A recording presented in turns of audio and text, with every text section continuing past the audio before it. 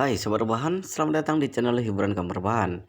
Admin akan membacakan kelanjutan dari sebuah cerita novel yang sangat menarik, yang sangat seru, yang sangat menghibur, yang sangat membuat kita penasaran jika tidak mengetahui cerita kelanjutannya, yang sangat layak untuk diikuti dari awal hingga akhir.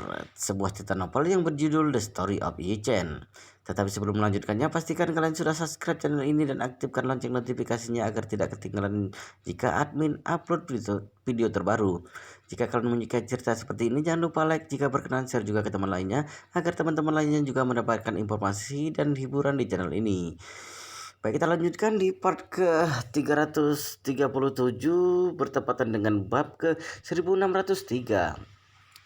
Melihat Chen sama sekali tidak bergerak, Takashi Eiji merasa dirinya sudah habis hari ini. Karena saat ini dia sudah tidak punya siapa-siapa, meski dia menelepon keluarganya sekarang dan minta bantuan dari Master Super Top, semuanya sudah terlambat. Tepat ketika Takashi Eiji putus asa, pintu Rolls Royce di sebelahnya tiba-tiba terbuka. Sujiyu melangkah keluar dari mobil dan berkata pada Chen, "Tuan, kamu orang Tiongkok. Kamu pasti paham kalau semua orang itu bisa membuat salah dan patut dimaafkan, kan?" Chen tidak menyangka ada orang yang berani membela Takashi Eiji. Ditambah lagi dia seorang wanita. Dia mengerutkan kening dan menatap Sujiyu.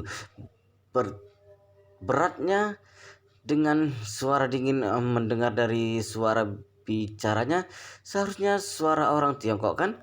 Kenapa mau memohon untuk pria Jepang ini? Sujiyu berkata dengan tanpa ekspresi, "Aku bukan memohon, aku hanya menyarankan kamu agar jangan terlalu keterlaluan. Semuanya harus ada batasnya." Ichen tersenyum dan bertanya padanya, "Barusan dia menyuruh belasan orang untuk mengeroyokku. Kenapa kamu tidak menghentikannya dan menyuruhnya bertindak dalam batasan?" Sujiyu sedikit terkejut dengan pertanyaan Yichen. Tadi memang ada pikiran ini untuk terlintas di pikirannya.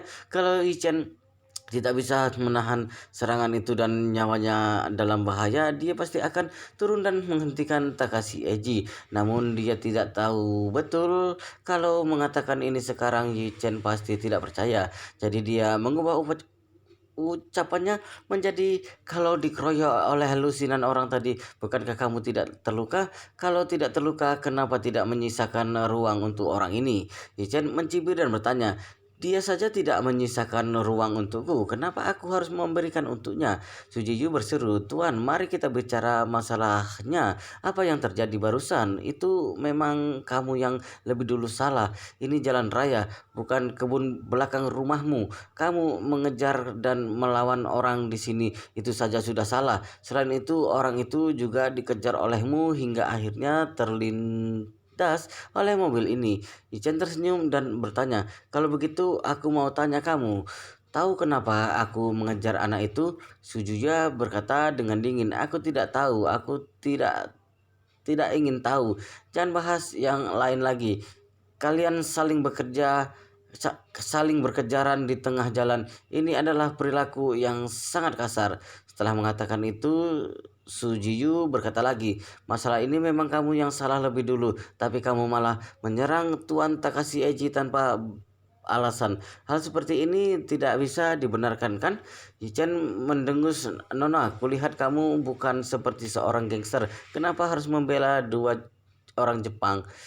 Bukankah keduanya itu bajingan?" "Bajingan?" Sujiyu balik bertanya, "Kalau begitu kutanyakan padamu, kenapa mereka kamu sebut bajingan ini? Satu dikejar olehmu hingga mengalami kecelakaan mobil dan satunya lagi dilumpuhkan olehmu." Ichen berkata dengan jijik, "Istilah tidak bisa melihat dari satu pihak sepertinya sangat tepat digunakan pada orang yang punya pandangan dangkal sepertimu." Sujiyu agak tidak terima, tetapi dia masih bertanya, "Hei, kamu bilang aku apa? Punya pandangan dangkal?" Yichen mengangguk, "Benar, bahkan sangat dangkal." Setelah jeda sesaat, Yichen menambahkannya lagi, "Semakin dangkal pandangan orang itu, semakin dia percaya dengan apa yang dilihatnya. Jangan bicarakan tentang kejahatan yang dilakukan anak yang tertabrak mobil ini. Bicara saja tentang orang bermarga Takashi ini. Turun mobil langsung banyak gaya di hadapanku, menyuruh begitu banyak orang mengeroyokku. Apa menurutmu orang seperti ini tidak bermasalah? Kalau aku lemah sedikit saja, tadi aku pasti sudah dipukuli sampai mati oleh pengawal itu. Dada Sujiyu naik dan turun. Dia berkata dengan marah, "Aku hanya ingin kamu memaafkan orang yang berbuat salah. Kamu sudah mematahkan satu tangannya. Apakah masih belum cukup?" "Belum." Ichen berkata dengan tanpa ekspresi. "Tadi aku sudah bilang harus dua lengan." "Kamu?" Sujiyu benar-benar marah. Dia sama sekali tidak menyangka kalau bocah ini begitu arogan. Sebenarnya dia juga tahu Takashi Eiji bisa sampai seperti ini juga karena dia cari masalah sendiri. Tapi dia masih berharap Yuchen bisa tergerak hatinya dan kembali ke akal sehatnya.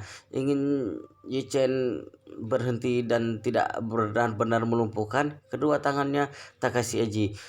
Meski usia Jiyu belum terlalu dewasa, dia telah menerima pendidikan elit sejak usia muda dan tinggal bertahun-tahun lamanya di Amerika. Dia bisa dianggap sebagai seorang standar jenis bisnis. Karena itulah dia selalu punya perhitungan atas semua hal yang dia lakukan. Misalnya saja sekarang sebagai perwakilan dari keluarga dia datang kemari untuk membahas kerjasama dengan keluarga Takashi.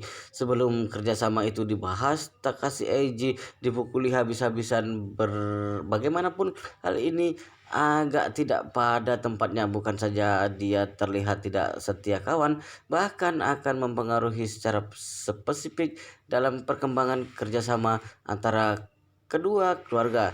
Jadi dia datang untuk menghalanginya karena emosi, rasionalitas, dan keuntungan. Bahkan jika dia dia upayanya tidak membuahkan hasil dan Takashi Eiji tetap dibuat lumpuh oleh Yuchen, setidaknya dia sudah berusaha. Dia bisa punya penjelasan terhadap hatinya dan punya penjelasan kepada keluarga Takashi. Tentu saja situasi terbaik adalah begitu dia muncul, pemuda di hadapannya ini bisa memberinya muka. Berharap pemuda itu tahu kapan harus berhenti dan melepaskan Takashi Eiji. Dengan begini, dia bukan saja bisa merasakan pencapaian dalam hidupnya, keluarga Takashi juga akan berhutang budi padanya. Ketika membahas detail spesifik kerjasama nantinya, dia bahkan bisa memanfaatkan hal ini untuk meminta lebih banyak keuntungan dari keluarga Takashi. Namun yang tidak diduga adalah aura permusuhan dan temperamen pemuda ini begitu parah. Melihat gayanya seakan Takashi Eiji harus dimusnahkan saja. Jadi Sujiyu menekan amarah dan hatinya dan berkata, "Tuan, aku ini dari Yanjing." Sebelum dia selesai berbicara, Yi Chen sudah menyelanya dan berkata dengan sedikit tidak puas, "Nona, tidak usah memberitahu aku siapa kamu. Aku tidak mau tahu. Terlebih lagi tidak usah mencoba menggunakan identitasmu untuk menekanku. Asal tahu saja, meski kamu itu putri raja surga, hari ini aku tidak akan menghargaimu. Sudah jelas?" Sujiyu seketika merasa kesal. Sejak kecil dia tidak ada yang berani berbicara dengannya dengan nada seperti ini. Dia sudah lama terbiasa dengan perasaan dihormati dan dipuja kemanapun dia pergi. Dia sungguh tidak menyangka pria di hadapannya ini benar-benar tidak menghargainya. Bahkan dia tidak membiarkannya selesai bicara. Dorongan amarah dalam hati Sujiyu segera dipicu oleh Yichen. Dia mendengus dan berkata dengan marah, "Masalah hari ini aku pasti akan ikut campur sepenuhnya. Kalau kamu berani menyentuhnya, aku pasti akan membuatmu menyesal." Yichen tersenyum nakal. "Membuatku menyesal?" Sujiyu berkata dengan penuh percaya diri. "Benar." Begitu suara Sujiyu terlontar, dia mendengar bunyi krak dari sampingnya dan disusul dengan raungan menyedihkan Takashi Eiji. Dia segera menoleh ke arah Takashi Eiji, melihat lengan kirinya jelas telah dipelintir oleh Yichen. Sekarang kedua tangannya berada di depan tubuhnya dan menangis keras karena kesakitan. Sujiyu memandang Yichen dengan amarah, berteriak dengan marah pula, "Ada apa denganmu ini? Kenapa harus membuat masalah denganku?" Yichen menggelengkan kepalanya. "Jangan terlalu percaya diri. Aku tidak mengenalmu. Kenapa aku harus membuat masalah denganmu? Di mataku kamu hanya udara kosong."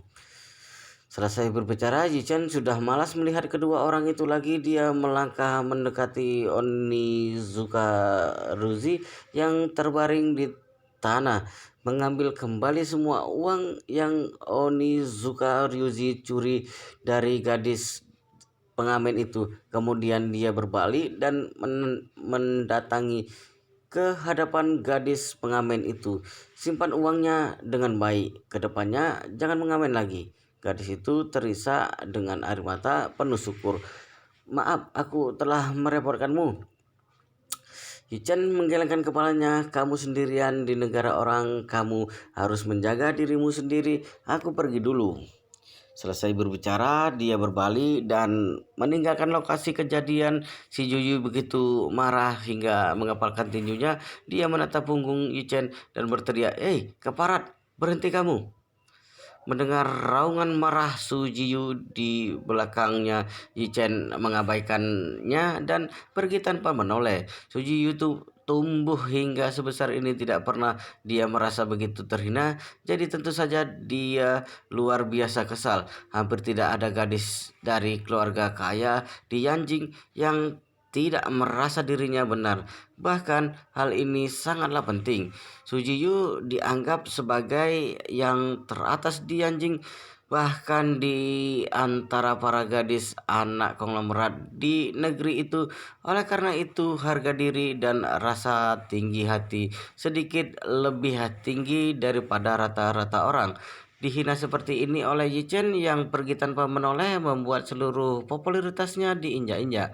Namun dia juga tahu sangat jelas kalau dia bukanlah lawan Yichen. Selain itu dia juga tidak kenal betul dengan kehidupan di Tokyo. Selain marah dia tidak punya pilihan lain. Sama seperti Sujiyu yang marah, Takashi Eiji menenteng kedua lengannya yang patah dan mendatangi gadis pengamen itu. Ekspresi sangat suram. Dia menatap gadis itu dan bertanya dengan kejam, "Katakan, siapa pria tadi? Namanya siapa? Tinggal di mana? Dari mana asalnya?" Gadis itu menjawab dengan sedikit ngeri, "Aku tidak kenal tuan tadi." "Omong kosong." Takashi Eiji memarahinya. "Kamu kira aku anak umur 3 tahun? Kamu bilang tidak kenal. Kalau tidak kenal, kalau tidak katakan dengan jujur. Kalau kalau tidak katakan dengan jujur, dengan jelas, aku akan membunuhmu." Sujiyu memelototinya dan berkata dingin, "Tuan Takashi, rasanya tidak pantas berteriak di hadapan seorang gadis, kan?" Takashi Eiji sedikit kembali ke akal sehatnya. Dia menekan amarah dan hatinya dan menggertakkan giginya. "Nona Su, tadi kamu sudah lihat bajingan itu melumpuhkan tanganku." Sujiyu berkata dengan tanpa ekspresi, "Ya, aku memang lihat. Pemuda tadi memang melumpuhkan lenganmu. Lalu apa hubungannya dengan gadis kecil ini?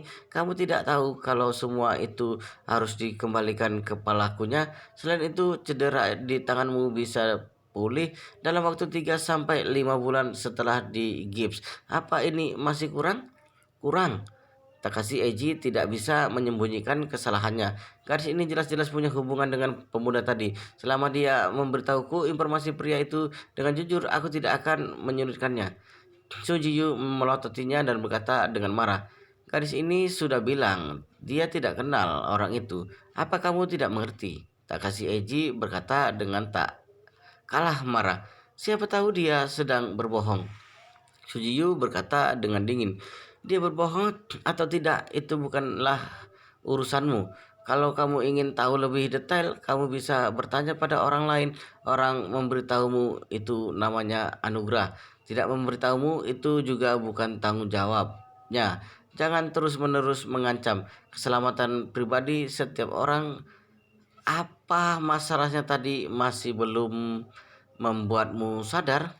Ekspresi Takashi Eiji tiba-tiba menjadi murung. Dia tahu Sujiyu sedang mengingatkan dirinya agar tidak terlalu sombong. Alasan kenapa dia menyinggung pemuda itu tadi memang karena dia terlalu sombong. Bukan hanya mengutuk orang, dia juga meminta pengawal untuk turun tangan. Alhasil semuanya jadi begini. Ucapan Sujiyu membuatnya merasa sangat malu.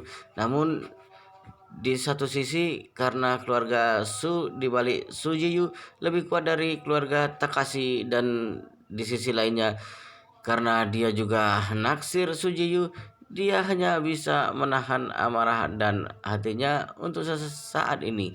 Sujiyu bertanya pada gadis pengamen itu, "Nona, tadi kamu bilang tidak mengenal pemuda itu.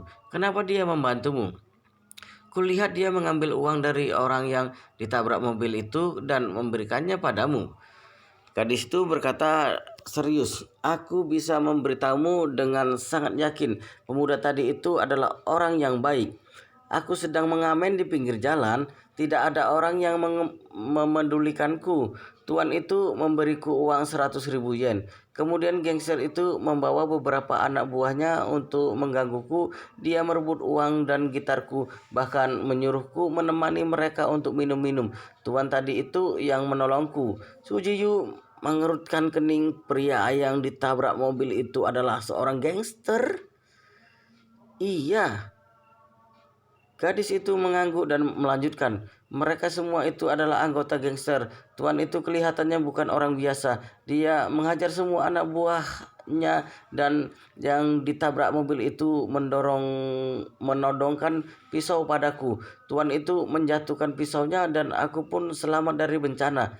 Kemudian si gangster itu mau melarikan diri. Tuan tadi mengejarnya hingga dia ditabrak mobil. Selanjutnya kamu sudah tahu ceritanya." Setelah mendengar ini, Sujiyu tercengang. Dia tidak menyangka jalan ceritanya akan berbalik begitu cepat. Pemuda yang sombong dan brutal tadi sebenarnya berusaha menyelamatkan seorang gadis kecil yang tidak bersalah dari tangan para gangster. Terlebih gadis kecil itu juga teman satu negara dengannya. Dia bahkan bisa membayangkan kalau bukan karena pria itu turun tangan menyelamatkan gadis ini, gadis Tiongkok di negara asing ini pasti sudah dipukuli, dilukai oleh gangster Jepang, bahkan mungkin dilecehkan oleh mereka. Pantas saja pria itu begitu keji. Kalau dirinya yang berada di posisi itu, dia pasti akan melumpuhkan semua orang-orang ini. Takashi Eiji masih berteriak-teriak dengan orang itu dengan penuh amarah. Dia bahkan menyuruh belasan pengawal untuk mengepung orang itu. Dari sudut pandang ini, tidak salah juga sih kedua kedua tangannya dilumpuhkan. Pada saat ini amarah Sujiyu terhadap Yichen menguap seketika. Sujiyu memandang gadis itu dan bertanya, "Kamu tahu dari mana asal gangster itu maksudku?" Gadis itu buru-buru menjawab, "Grup pelarian Bungkyo, organisasi gangster terbesar di distrik Bungkyo." "Grup pelarian Bungkyo?" Sujiyu menatap Takashi Eiji dan bertanya dengan dingin, "Grup pelarian Bungkyo seharusnya pasukan eksternal dari keluarga Takashi kan? Mencuri uang seorang gadis pengamen jalanan dan memaksanya untuk menjadi teman minum bir. Apa tidak keterlaluan?" Ekspresi Takashi Eiji seketika menjadi stagnan. Dia tidak bisa menyembunyikan rasa malunya dan berkata, "Nonasu, dari mana kamu mendengar rumor itu? Keluarga Takashi sama sekali tidak ada hubungannya dengan gangster." Sujiyu mendengus dan berkata, "Tuan Takashi, aku sudah menyelidikinya dengan jelas sebelum aku datang kemari. Keluarga Takashi mulai dari dunia yang abu-abu pada awalnya, tapi kemudian mereka berpegangan teguh pada satu sisi, diputihkan pada waktunya. Transformasi ini juga sangat sukses." Setelah selesai berbicara, Sujiyu berkata lagi, "Aku tahu ada lebih dari setengah grup pelarian Bungkyo di Tokyo. Sebagian besar berada di bawah kendali keluargamu, namun kamu sangat cerdas dengan tidak membiarkan keluarga Takashi untuk mengendalikan mereka secara langsung. Kamu bahkan menggunakan beberapa kerabat jauh dengan nama keluarga asing kan?" Takashi Eiji menjawab dengan canggung, "Itu Nonasu, grup pelarian Bungkyo ini memang dikendalikan oleh kerabat jauh kami, tetapi keluarga Takashi sudah lama meninggalkan bisnis ini." Sujiyu mendengus dingin, "Tuan Takashi, kita sudah sama-sama dewasa. Jangan perlakukan aku seperti orang bodoh. Alasan kenapa hal ini bisa terjadi dan lenganmu dilumpuhkan sepenuhnya diakibatkan keluargamu yang membesarkan grup pelarian Bungkyo yang brutal dan nakal." Takashi Eiji terdiam, ingin membantah, tapi tidak menemukan alasan yang tepat. Su Jiyu menunjuk ke arah gadis Tiongkok itu dan berkata lagi pada Takashi Eiji, "Tuan Takashi, gadis ini tidak ada hubungannya dengan masalah ini. Kuharap ke depannya jangan mempersulit dia. Bisa melakukan itu?" Takashi Eiji sudah tahu kalau dirinya salah. Dia juga tidak berani menyinggung Su Jiyu. Jadi dia hanya bisa mengangguk dengan sedih. "Nona Su, tenang saja, aku tidak akan pernah mempersulitnya di masa mendatang." Pada saat ini, Takashi Eiji merasa jengkel dan dalam hatinya. Awalnya dia ingin mencari informasi dari gadis Tiongkok ini, tapi dia tidak menyangka kalau gadis ini bahkan tidak mengenal orang itu. Takashi Eiji paham dalam hatinya, gadis ini tidak mungkin berbohong, jadi mungkin tidak mudah baginya kalau ingin mencari pria itu untuk membuat perhitungan. Namun yang terpenting saat ini adalah segera memanggil orang kemari untuk mengantar Su Jiyu dan Su Jipei ke hotel, lalu mengirim dirinya dan anak buahnya ke rumah sakit. Su Jiyu mengabaikan Takashi Eiji yang kedua tangannya sudah lumpuh. Sebaliknya dia membantu gadis Tiongkok itu menyimpan gitarnya lalu memberikan kartu namanya kepada orang itu. Dia berkata dengan serius, "Nona, jika setelah hari ini masih ada orang yang ingin mencari masalah denganmu karena kejadian hari ini, segera telepon aku. Selesai itu berikan nomorku kepada orang terdekatmu. Kalau kamu bertemu masalah dan tidak sempat menelponku, suruh orang terdekatmu menelpon aku." Kata-kata Sujiyu lebih ditunjukkan kepada Takashi Eiji. Dia tahu dia akan tinggal di Jepang paling lama seminggu. Bagaimana kalau Takashi Eiji menunggunya meninggalkan Jepang untuk membalas dendam pada gadis ini? Jadi dia harus membuat Takashi Eiji punya rasa cemas. Dengan apa yang dia katakan tadi, Takashi Eiji tidak akan berani mengganggu gadis ini lagi, karena kemampuan keluarga Su bukanlah hal yang bisa mereka lawan. Terlebih lagi, keluarga Takashi bertekad untuk bekerja sama dengan keluarga Su Jiyu. Sudah bicara sampai begini, kalau Takashi Eiji masih berani mengganggu gadis ini, artinya dia mengalami keterbelakangan mental. Takashi Eiji secara alami tahu apa yang dimaksud Sujiyu. Dalam hatinya dia sangat tidak nyaman karena tidak bisa melampiaskan rasa tertekannya. Namun tidak peduli seberapa tidak nyamannya dia harus menahannya. Alhasil dia hanya bisa mencari bawahan yang masih bisa menelpon dan menyuruhnya segera menelpon ke rumah. 10 menit kemudian keluarga Takashi mengarahkan puluhan mobil mewah dipimpin oleh kepala keluarga Takashi, ayahnya Takashi Eiji Takashi Machi. Sebelum Takashi Machi turun dari mobil, dia dikejutkan oleh pemandangan tragis di hadapannya dan tidak bisa berkata-kata. Lebih dari selusin pengawal terkapar di mana-mana dan lalu lintas diblokir karena mereka. Wajah putranya sendiri sudah bengkak dan agak mencong sebelah. Lebih parahnya lagi, kedua tangan kanannya benar-benar cedera parah. Dia hanya bisa memasang ekspresi memelas. Dengan wajah suram, Takashi Meichi lebih dulu minta maaf kepada Sujiyu dan Sujipei dan menyuruh seorang untuk mengantar rombongan mereka ke hotel. Setelah mengatur semuanya untuk keluarga Su, Takashi Meichi baru memerintahkan orang untuk membawa putranya dan anak buahnya ke dalam mobil dan menuju ke rumah sakit. Dalam perjalanan, Takashi Meichi bertanya kepada Takashi Eiji tentang seluruh proses kejadiannya. Setelah mendengarnya, dia bahkan semakin marah hingga tak bisa berkata-kata. Setelah beberapa lama, dia memukul sandaran tangan bagian tengah mobil dengan keras dan berteriak marah, "Dasar brengsek, seorang dari Tiongkok, beraninya dia melukai putraku dan belasan pengawal di Tokyo. Ini sama saja dengan menginjak-injak martabat keluarga Takashiku."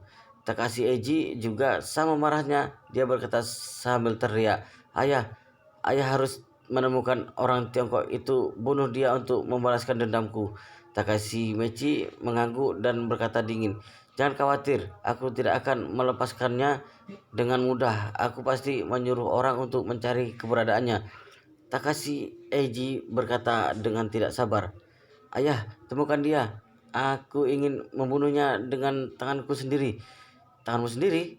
Takashi Meiji mengerutkan keningnya sambil bertanya, "Memang tanganmu yang sekarang masih bisa dipakai untuk membunuh orang?" Ah, ketika Takashi Eiji mendengar ini, dia menangis sambil berkata, "Kalau begitu aku akan menyuruh orang untuk mengikatkan pisau di sol sepatuku. Pokoknya aku harus membunuhnya sendiri." Wow, luar biasa sekali guys, ceritanya sangat seru, sangat menarik, sangat membuat kita penasaran, sehingga kita sangat penasaran untuk ingin mengetahui cerita kelanjutannya. Tapi sepertinya di part ini sampai di sini dulu. Kita akan lanjutkan di video berikutnya. Pastikan kalian sudah subscribe channel ini dan aktifkan lonceng notifikasinya agar tidak ketinggalan jika admin upload video terbaru. Jika kalian menyukai cerita seperti ini, jangan lupa like, jika berkenan share juga ke teman lainnya agar teman lainnya juga mendapatkan informasi hiburan di channel ini. Baik, kita lanjutkan di part berikutnya di video selanjutnya.